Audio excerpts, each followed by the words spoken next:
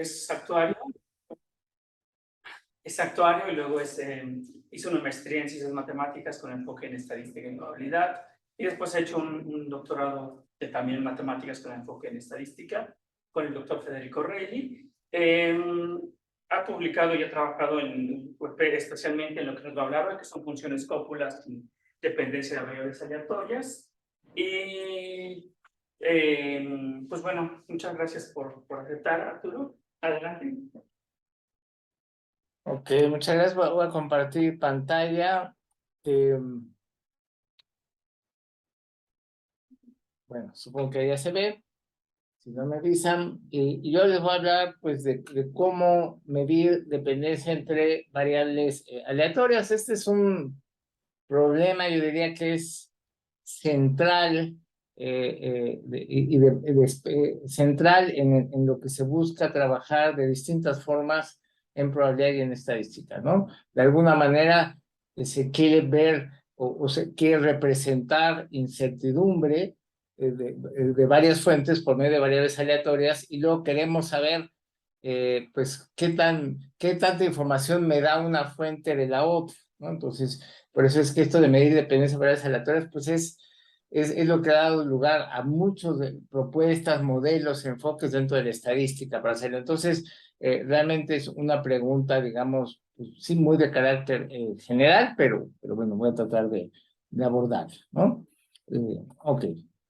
Entonces, en probabilidad, pues, representamos a un fenómeno aleatorio o a un experimento aleatorio de interés matemáticamente, pues, por medio de esta terna que denominamos espacio de probabilidad, que realmente es un espacio de medida, ¿no?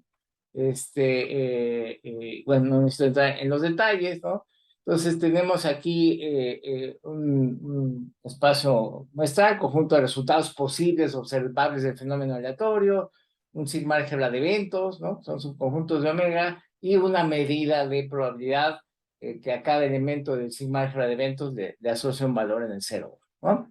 Pero una vez definido este espacio de probabilidad, luego tenemos la libertad de definir dos o más variables aleatorias. Yo lo voy a hacer por simplicidad para dos, pero estas ideas son válidas en dimensiones mayores, ¿no? Y pues las variables aleatorias pues son funciones f medibles básicamente, ¿no? Pero cuando definimos dos o más variables sobre un mismo espacio de probabilidad que corresponde a un fenómeno aleatorio, pues entonces queremos hacer un cálculo de probabilidades que involucre ambas variables aleatorias. Entonces esto nos acaba induciendo pues un nuevo espacio de probabilidad e induce una medida de probabilidad, ¿no? Básicamente. Déjenme aquí ver si tengo... no tengo aquí, estaba buscando aquí unas herramientas, pero bueno. Entonces, bueno, este es el nuevo espacio de probabilidad, pero que ya induce, en este caso, un vector aleatorio de dos variables aleatorias, ¿no? Entonces, pues esta medida de probabilidad, pues tiene como por dominio el sigma álgebra de Borel en R2 en este caso, e igual asigna valores en el 0, ¿no? Entonces, cuando escribimos esto, ¿no? Esta P de X, Y de B, estamos hablando pues, de que queremos calcular la probabilidad de que el vector aleatorio XY nos reporte un valor que cae en este conjunto. Y esto se puede calcular o relacionar con el espacio de probabilidad original, ¿no? Mediante la imagen inversa aplicada a ese boreliano, y luego lo ubicamos acá como evento y le aplicamos la medida de probabilidad que ya tenemos acá, ¿no? Entonces así es como obtenemos la medida de probabilidad inducida por un vector aleatorio, que esto con la definición de imagen inversa pues se ve así, ¿no? Pero que de manera simplificada, esta es la notación usual, ¿no? Pues escribimos ya nada más cuál es la probabilidad de que el vector aleatorio que yo reporte un valor que cae en B, ¿no? Entonces, sin embargo, pues trabajar con este tipo de medidas que tienen por dominio el sigma álgebra de Borel, pues puede resultar un poquito limitante, ¿no? Al menos para visualizar algunas cosas o para aplicar algunas técnicas muy poderosas de funciones de los reales a los reales, ¿no? Pero bueno, hay un resultado que nos facilita las cosas, y es que si tomamos la clase de todos los subconjuntos de R2 que son de esta forma, ¿no? Y que obviamente son un subconjunto propio del sigma álgebra de Borel en R2, pues resulta que el sigma álgebra de Borel generado por esta clase es igual a todo el sigma álgebra de Borel en R2. Entonces, esto lo que nos dice es que J pues viene a ser, pues, vamos a llamar una especie de base del sigma álgebra, ¿no? Que genera todo el sigma álgebra. Entonces, estrictamente basta con saber definir esta medida de probabilidad P de XY sobre esta clase J y automáticamente, mediante una cantidad numerable de operaciones de conjuntos, podríamos calcular la probabilidad de cualquier boreliano, ¿no? Entonces, este mapeo, digamos, porque estos intervalos, ¿no? Pues nada más dependen de dos números reales, ¿no? De su extremo derecho, de X y Y, ¿no? X y Y, cualesquiera números reales, ¿no?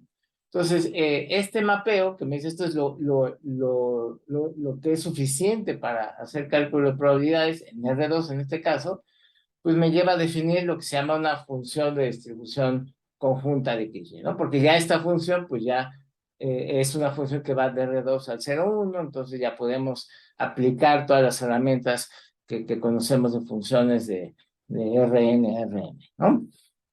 Entonces, aplicando esta misma definición, pues es esta probabilidad, pero bueno, de manera simplificada acaba siendo la probabilidad conjunta de que X sea menor o igual que X minúscula, que Y sea menor o igual que Y, ¿no?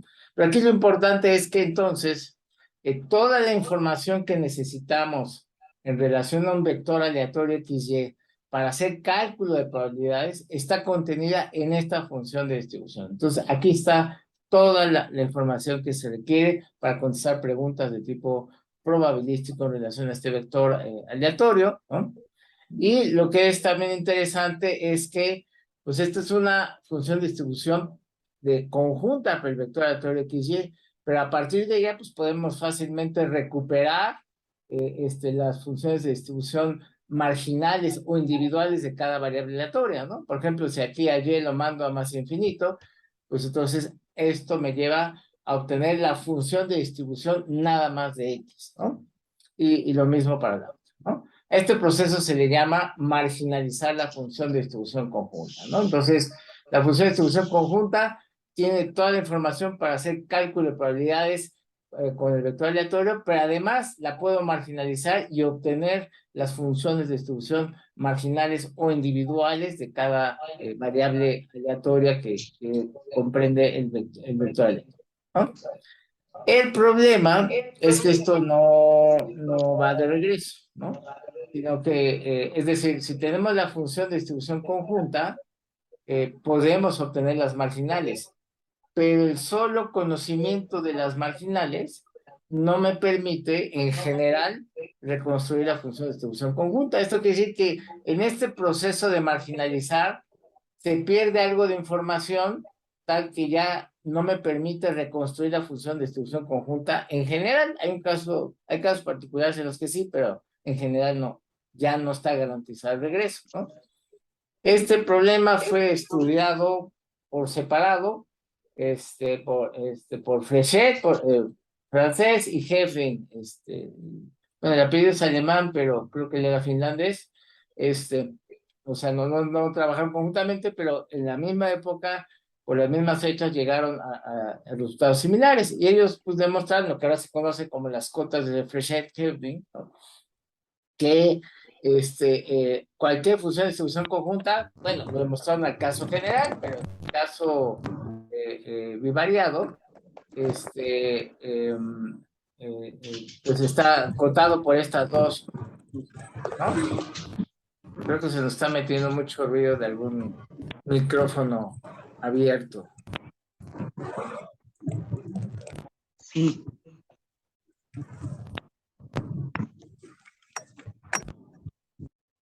Ok, muchas gracias.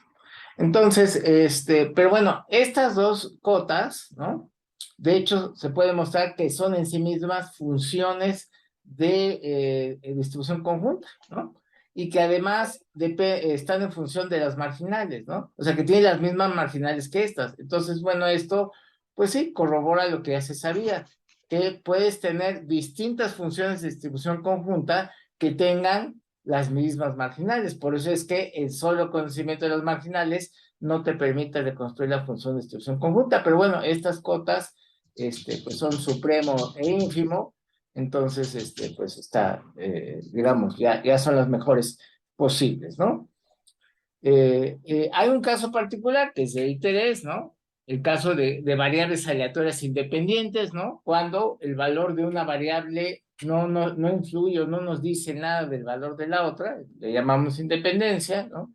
En ese caso particular, la función de distribución conjunta es el producto de las marginales. Ese es, digamos, es un caso particular en el que el solo conocimiento de las marginales me permite reconstruir la conjunta, pero necesitas saber que, o estar seguro de que las variables son independientes. Entonces, esa era la información que faltaría en ese caso, ¿no? Después viene a cuento el teorema de Sklar. Aquí hay una historia muy interesante. Sklar bueno, aunque era de origen danés, de su familia, él ya nació y creció en Estados Unidos, ¿no? Él hizo su doctorado en matemáticas, trabajaba en cosas de análisis y le escribió a Maurice Fréchet, ¿no? Que era lo que se acostumbraba en la época, ¿no? Pues ahora quizás si quieres hacer un postdoc, pues ya te contactas con la persona que te gustaría trabajar y ya, ¿no? Pero bueno, en esa época era por carta, entonces pues Sklar le escribió a Fréchet que quería trabajar en algo, ¿no? Ya desde entonces se sabía que la gente de análisis, pues podía aplicar cosas del área de probabilidad. Entonces, Fréchet le contestó de vuelta y le dijo, bueno, parece que era lo que se acostumbraba, ¿no? De ponerle algún problema al que quería trabajar con él, pues, para calarlo, ¿no? Para ver que también preparado estaba. Entonces le dijo que pues demostrara, ¿no? Si había alguna relación entre la función de distribución conjunta y las marginales, ¿no? Que se pudiera establecer, ¿no? Que de hecho era un problema con el que Fréchet llevaba años trabajando pues encontró las cotas, pero no acababa de ver cómo obtener esa información que se perdía, ¿no? Entonces, o sea, realmente Fréchet le puso un problema abierto que a él le estaba costando trabajo resolver. Y bueno, pues quizás se lo puso pensando en a ver como qué ideas le aportaba a Sklar, ¿no? Lo interesante es que Sklar lo resolvió, ¿no? Pensando que era un ejercicio, pues, pues quizás rudo, pero que era algo que ya estaba hecho, entonces, pues él entró al problema, le envió su respuesta, y bueno, pues Fréchet lo que hizo fue, pues, enviarle a una revista y publicarlo, a nombre de Sklar, por supuesto, no se robó su trabajo, y bueno, pues es lo que hoy se conoce como el teorema de Sklar, ¿no? ¿Qué nos dice este teorema, no? Pues que existe una única función, vamos a llamarle para un vector aleatorio XY, ¿no? Vamos a llamar la función S de XY, definida en el producto cartesiano de los rangos de las funciones de distribución al 0, 1, que representa justamente esa pues, relación funcional entre la función de distribución conjunta y las marginales, ¿no? Esto es lo que él demostró, ¿no? Y que entonces justamente esa información que se pierde a la hora de marginalizar, para poder reconstruir la función de distribución conjunta a partir de las marginales, pues necesitas esta función S de XY que encontró Sklar. Sklar lo demostró para el caso de dimensión 2 y luego ya después pues se demuestra para el caso de dimensión n, ¿no? Para n finita, ¿no? Entonces, ¿qué propiedades tiene esta función que se deducen fácilmente, ¿no? Una vez demostrado el teorema? Bueno, pues si aplicamos el teorema de Sklar, por ejemplo, del lado izquierdo, cuando mandamos alguno de los argumentos a menos infinito, pues el lado izquierdo se va a ir a 0, ¿no? Pero el lado derecho, pues la marginal cuando se va a menos infinito se va a 0, ¿no? Entonces, esto es lo que implica esta función, ¿no? Pues es que cuando una de sus entradas vale 0, pues es igual a 0, ¿no? Como, digamos, si lo viéramos como un operador binario, pues sería un elemento nulo, ¿no? Digamos, ¿no? Cuando mandamos a uno de los argumentos de la conjunta a más infinito, pues es como obtenemos la marginalización, ¿no? Sí, del lado izquierdo obtenemos la marginal, ¿no? Y del lado derecho, pues tenemos este valor, ¿no? Entonces, esto significa que cuando una de las entradas vale 1, ¿no? pues entonces eso se comporta, si lo viéramos como un operador binario, pues como un elemento neutro, ¿no? Entonces, bueno, eso. Y la otra cuestión es que, bueno, las probabilidades pues son mayores, iguales que cero siempre. Si calculamos la probabilidad de un rectángulo semiabierto como pues vía la función de distribución, pues sería este cálculo, ¿no? Y ya expresado en términos del teorema de Sklar, pues se ve de esta manera, ¿no? Lo que nos lleva a la siguiente propiedad, que se le llama propiedad 2 creciente, ¿no? Que ahorita mejor la explico en un dibujo, ¿no? Va a ser más claro, ¿no? Pero bueno, a estas funciones, a esta función S de XY, que es la relación funcional entre la función de distribución conjunta y las marginales, Sklar la bautizó con el nombre de subcópula, ¿no? De hecho, primero trabajó a nivel de cópulas, pero luego lo generalizó a nivel de subcópulas, ¿no? Entonces, él dijo, bueno, llamémosle función subcópula a cualquier función que va de este producto cartesiano al 0, 1, donde estos conjuntos de I, el único requisito es que contengan por lo menos al 0 y al 1 y que sean un subconjunto del intervalo cerrado 0, 1, ¿no? Que cumpla con estas condiciones de frontera, ¿no? Que acabamos de deducir, ¿no? Y que cumpla esta condición 2 creciente, ¿no? En caso de que este producto cartesiano sea el cuadrado unitario, pues se le llama función cópula, ¿no? Entonces, aquí se ve más claro, ¿no? Entonces, el dominio de una función subcópula, pues siempre va a ser algún subconjunto del cuadrado unitario, en el caso de dimensión 2, ¿no? Pues en esta parte de la frontera, en la parte roja, pues siempre va a valer 0. En la parte verde siempre pues se comporta como una identidad, ¿no? Y en el interior de su dominio, pues si tomamos los vértices de un rectángulo, ¿no? De cualquier rectángulo, pues lo que valga aquí, menos lo que valga aquí, menos lo que valga aquí, más lo que valga aquí, siempre debe ser mayor o igual que 0. Se llama propiedad 2 creciente porque es como una idea de que es una función creciente simultáneamente en ambas variables, ¿no? Entonces, esto es, digamos, lo que dijo, le llamó función subcópula, ¿no? Y aquí es donde viene la segunda parte del teorema de Sklar, que es quizás la parte pues, más poderosa de este teorema, ¿no? Porque aquí primero partimos, pues, de que ya existía un vector aleatorio XY, que tenemos una función de distribución conjunta, de la cual podemos obtener sus marginales, y ok, te garantizo que existe una única función subcópula que relaciona a la conjunta con sus marginales, ¿no? Pero la segunda parte del teorema es que si tú tomas G y H, cualesquiera funciones de distribución univariadas, ¿no? Y S es cualquier función subcópula definida sobre el producto cartesiano en sus rangos, ¿no? Es decir, tú invéntate, mientras cumplas con la definición de función de distribución y con que cumplas con la función de subcópula, invéntate las funciones que quieras, y si haces esta composición, lo que obtienes en efecto es una función de distribución conjunta, ¿no? Y que tiene por marginales a G y a H, ¿no? Entonces, esto abrió muchísimo y tiene una consecuencia muy importante en probabilidad y en estadística, porque normalmente el catálogo de modelos multivariados era la verdad muy limitado, ¿no? O sea, contrario a lo que sucede con modelos univariados de probabilidad, que tenemos un amplio catálogo de modelos continuos y discretos, ¿no? Para el caso multivariado, pues fuera de la normal multivariada, en el caso continuo, o fuera de la multinomial, ¿no? Que es en el caso discreto, o algunas variantes de ellas, la verdad es que el catálogo de distribuciones multivariadas de probabilidad no era muy amplio, ¿no? Y esto lo que nos está diciendo, nos está abriendo la puerta, ¿no? A crear, digamos, de manera muy flexible cualquier tipo de distribución multivariadas, ¿no? Porque, por ejemplo, distribuciones como la normal multivariada forzosamente tiene marginales normales, ¿no?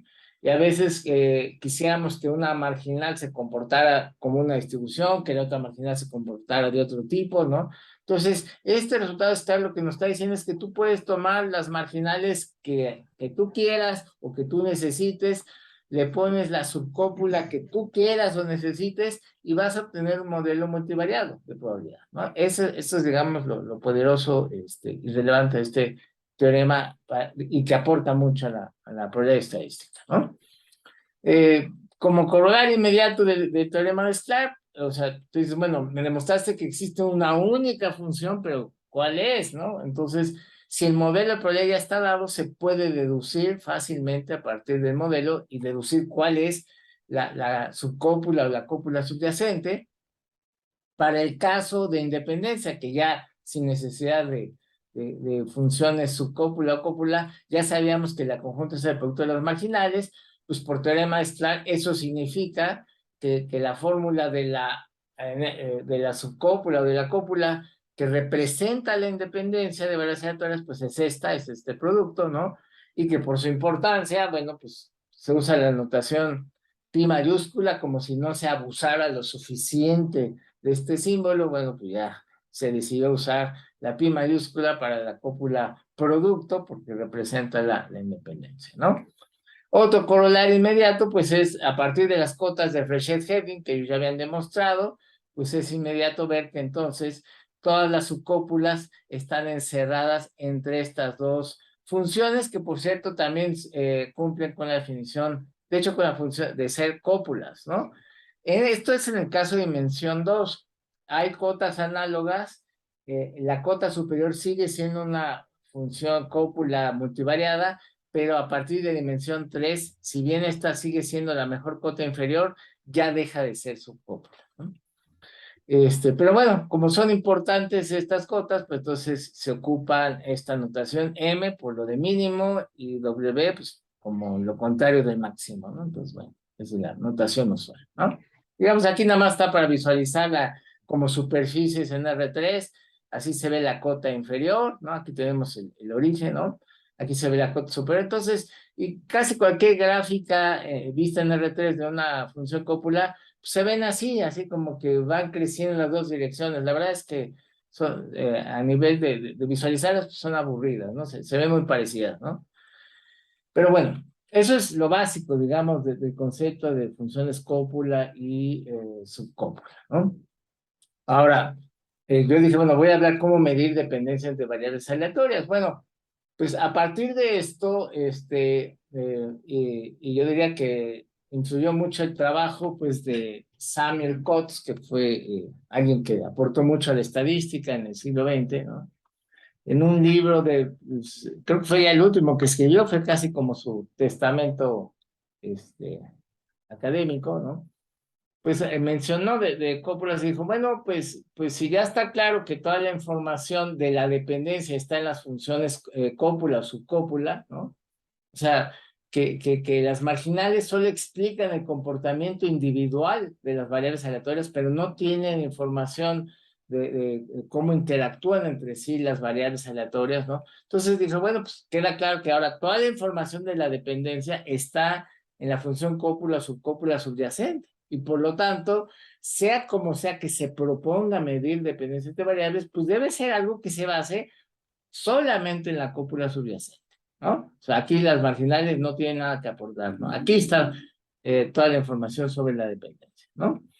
Entonces, y por otro lado, pues sabiendo ya que tenemos identificada cuál es la cópula que representa la independencia, o sea, la ausencia total de dependencia, ¿no? Que es esta cópula producto. Bueno, pues la propuesta es, pues tiene que ser, la forma de medir tiene que ser algún tipo de distancia, ¿no? Algún tipo de distancia entre la cópula que representa un vector aleatorio y la cópula producto, que es la que representa ausencia total de independencia. Entonces tiene que ser algo proporcional a eso.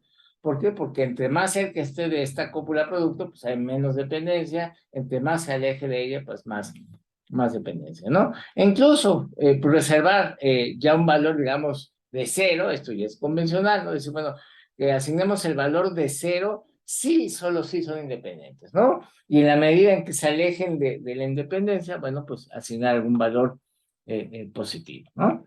Pues nos encantan las escalas entre 0 y 1 por la conveniencia y manejos, entonces, bueno, también proponía cosas, bueno, pues si estamos de acuerdo en que se mide algo entre 0 y 1, ¿no? Así un poquito como ocurre con la medida de probabilidad entre 0 y 1, bueno, pues si adaptamos esta escala, pues entonces reservar el máximo valor posible, ¿no? A este caso, ¿no? Cuando exista una función inyectiva, ¿no? Que relaciona a Y con X, ¿no? O sea, es decir, que dado el valor de X, aunque sea una variable aleatoria, pero dado el valor de esa variable aleatoria, ya no tenga yo incertidumbre de cuál es el valor de Y, ¿no? Que tenga yo certidumbre total, ¿no? Si que dado el valor de una, pueda conceder la otra, o por ser inyectiva podría ser así, ¿no? Entonces, esos serían como los dos extremos de cómo se mide dependencia. 0, si son independientes, 1, si el valor de una ya te determina el valor de la otra, y algo en medio, si pues algo te dice, pero no te lo dice todo, ¿no? Y por otra parte, también consecuencia de las cotas de Fisher-Heffling, ahora pensar para funciones cópula, ¿no? Pues estas cotas tienen una interpretación, ¿no? Y es interesante porque cuando la relación entre dos variables aleatorias es no solo inyectiva, sino estrictamente creciente, resulta que la cópula que subyacente a esa dependencia es la cópula superior, la cota superior de Fisher-Heffling, ¿no? La M, ¿no? Y cuando es estrictamente decreciente, pues resulta que la cópula subyacente es la cota inferior. Entonces, hasta esa, digamos, interpretación probabilística se tiene de esas cotas, ¿no? Entonces, pues ya convencidos de esta idea, bueno, pues una idea sería, bueno, pues tomar alguna distancia LP, ¿no? Por ejemplo, entre esas dos funciones, ¿no? Y multiplicarla por alguna constante adecuada para que esté en ese intervalo 0, 1, ¿no? Por ejemplo, ahí estoy usando una distancia L1. En ese caso, pues esa constante tendría que ser 12, ¿no? Entonces, porque su máximo valor sería un duodécimo. Entonces, bueno, esta fue, digamos, la primera medida de dependencia que ya se propuso basada en cópulas, ¿no? Y bueno, pues vamos a medir dependencia. Ellos propusieron esta distancia L1, aunque puede funcionar algún otro tipo de distancia, pero bueno, ellos trabajaron con la distancia L1, ¿no? Entonces se conoce como la medida de dependencia de Schwarzschild-Wolf, ¿no? Y la otra cuestión interesante con cópulas es que son invariantes ante transformaciones estrictamente crecientes de las variables, es decir, que la cópula de las variables aleatorias x y es la misma que la de g de x, h de y con g y h funciones estrictamente crecientes, ¿no? O sea, no cambia la dependencia porque pues se puede ver como un simple cambio de escala, ¿no? Entonces, como esto es cierto para cópulas, pues un corolario para medidas de dependencia, pues tendría que ser que la medida de dependencia, el grado de dependencia que se calcule para X y Y, pues debe ser el mismo para G de X y H de Y, ¿no? O sea, en resumen, y esto se lee de pues yo le llamo testamento académico de Summercott, es que sea como sea que quieras medir dependencia, pues que reserves el valor 0 para el caso de independencia, que el valor 1 se tenga sí, solo si existe que da el valor de una, determinas el de la otra, ¿no? O algunos le llaman dependencia total, ¿no?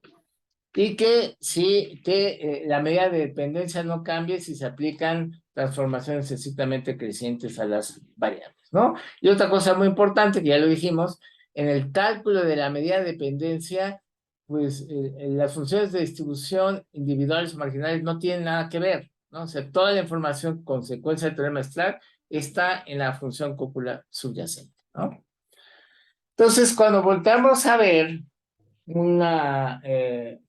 pues un concepto muy popular en estadística, ¿no? Y muy usado desde mucho antes de la teoría de cópulas, pues es el llamado coeficiente de correlación lineal o de Pearson, ¿no?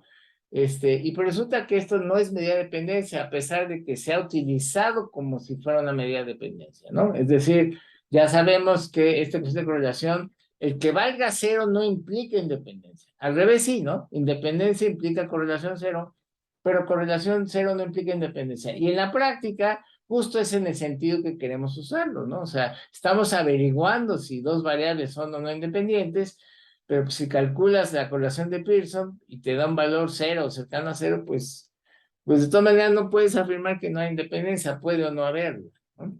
Otro defecto que a la luz de esto tiene el coeficiente de correlación lineal es que sí depende de las marginales, ¿no? Entonces, con esto queda claro, primero, que esta forma de querer medir dependencia se está dejando contaminar por información que no tiene nada que ver con la dependencia de las variables aleatorias, ¿no? Y peor aún, pues no siempre existe, ¿no? ¿Por qué? Porque depende de la existencia de segundos momentos y pues no todas las variables aleatorias tienen segundo momento finito, ¿no? Entonces no siempre existe, ¿no? Aparte de que se contamina con las marginales.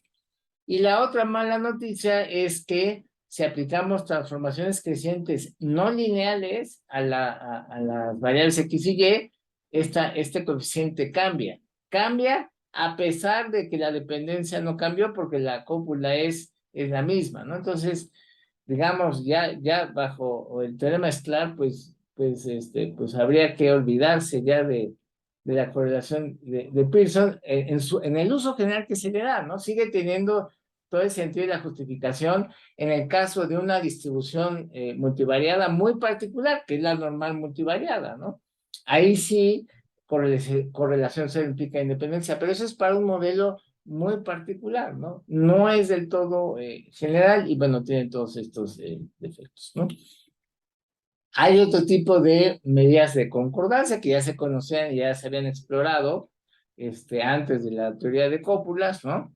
Está la medida de Spearman, que está, por cierto, Spearman, pues él era psicólogo que trabajaba mucho con exámenes psicométricos, ¿no? O sea, esa parte de la psicología que quiere medir cosas de la conducta humana, ¿no? Y él al estar trabajando con la correlación de Pearson, pues detectó intuitivamente que tenía algunos problemas, ¿no? Que ahora ya los vemos muy claros bajo la teoría de cópulas. Entonces él propuso una medida, obviamente no en términos de cópulas, sino en términos de otras cuestiones, ¿no?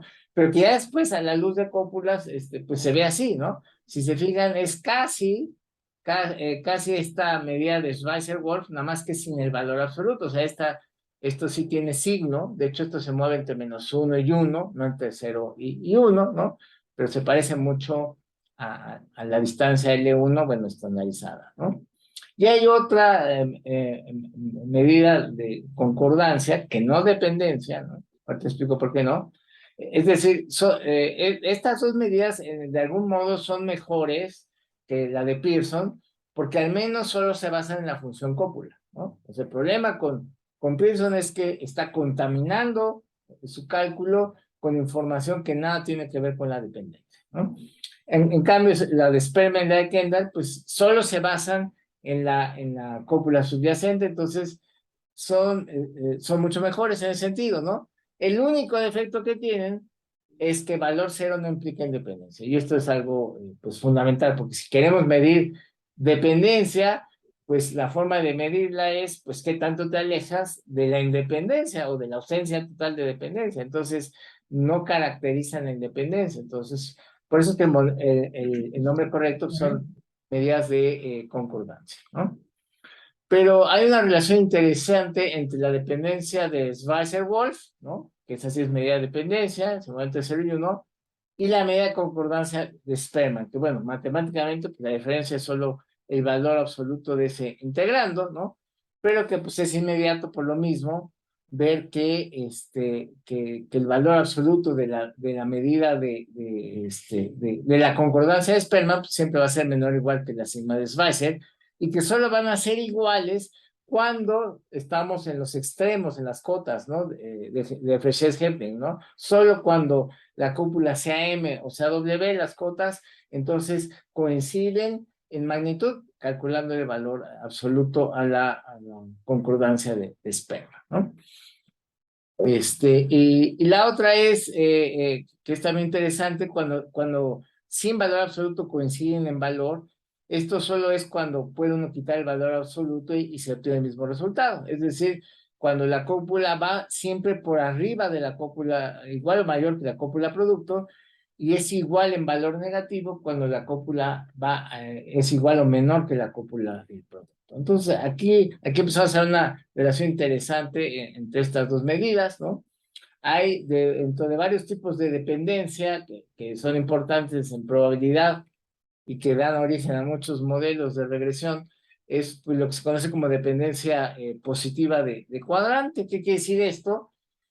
Cuando simultáneamente dos variables aleatorias reportan valores muy grandes, ¿no? Más que si fueran independientes, ¿no? Entonces, cuando se da esto, quiere decir que simultáneamente se vuelven o muy grandes o muy pequeñas, ¿no? Porque se puede mostrar que es equivalente a esto. Entonces, esta dependencia positiva de cuadrante, que es que cuando una crece, la otra crece, y cuando la otra variable decrece, la otra también decrece, pues se ve expresada en términos de funciones de distribución de esta manera, si la conjunta es mayor o igual que este producto, pero bueno, y el teorema Star es inmediato ver que esta dependencia que está importante estudiar, pues es cierta si la cópula siempre es mayor o igual que la cópula producto, que representa ausencia de dependencia, y lo análogo para dependencia negativa de cuadrante, ¿no?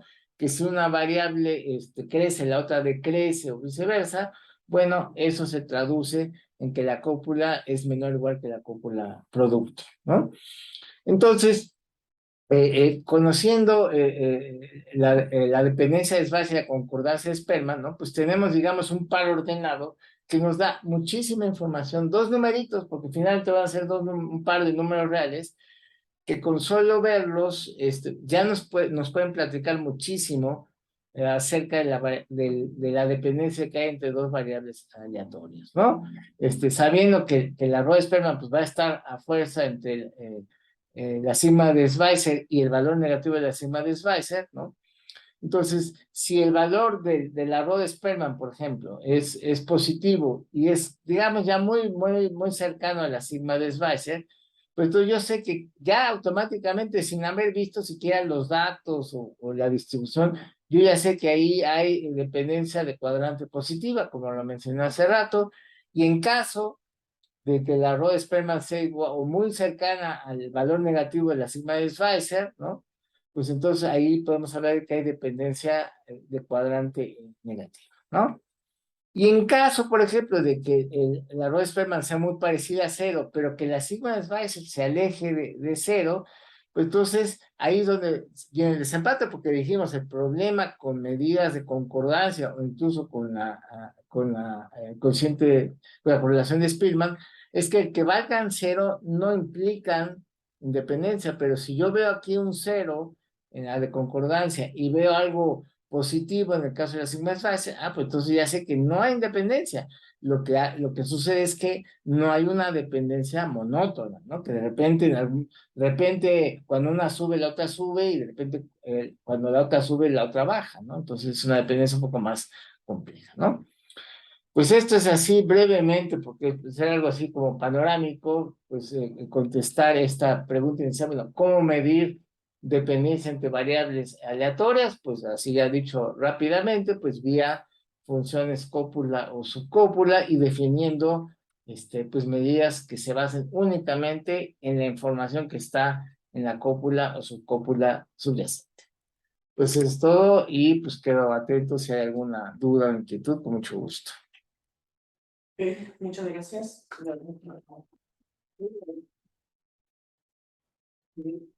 ¿Alguien tiene preguntas de los que están por aquí? ¿Comentarios? ¿No? ¿Online alguien quiere comentar algo?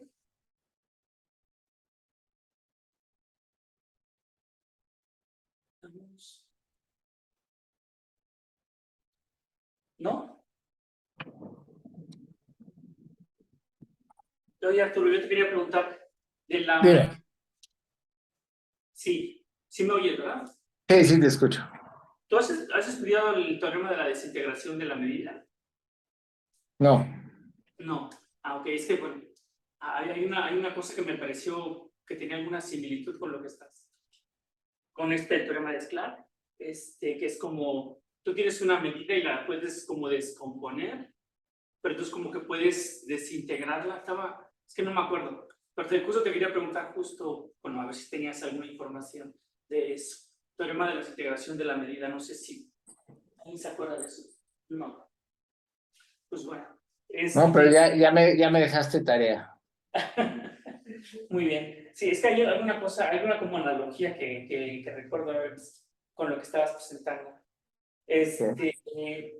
¿Tú qué has visto de problemas de la correlación? O sea, ¿qué mal uso has visto de la correlación de Spearman en las aplicaciones? O sea, ¿has visto como cosas mal hechas en la industria, en las aplicaciones reales? Pues con la de Spearman, pues algo similar a lo que sucede con la correlación de Pearson, que cuando tienen un valor cercano a cero, asumen que no hay una dependencia relevante por modelar y entonces actúan y trabajan como si hubiera independencia, ¿no? Entonces ese es el riesgo, ¿no? El que la asuman como independencia donde posiblemente no la hay, ¿no? Ok. ¿Tú has visto también que había un problema con las medidas de dependencia de riesgo, en particular de cuando ocurrió la quiebra de 2008, los mercados financieros, que alguien decía que uno de los mayores problemas había sido ese, ¿no? Que de pronto habían asumido que algo era no correlacionado y entonces habían simplemente dicho todas estas variables, el riesgo conjunto, entonces de todas las carteras de inversión, era como cero. Sí, Entonces, de hecho, sí, sí, cuenta. ahí el problema es justamente que utilizan la normal multivariada justamente para modelar varios riesgos, ¿no? Y el problema con la normal multivariada es que tampoco puede medir otra cosa de la que no hablé hoy, que es algo que se llama tail dependence, ¿no? Pero que traducido al idioma financiero es lo que se conoce como el efecto dominó. Esto es, variables que, digamos, en el día a día usualmente se comportan como independientes, ¿no? Pero que bajo situaciones extremas se vuelven terriblemente dependientes, ¿no? O sea, por ejemplo, si uno ve o analiza cómo se comporta la Bolsa de Valores de México y la de Taiwán, pues no hay mucha relación, no, se comportan como si fueran independientes usualmente, ¿no?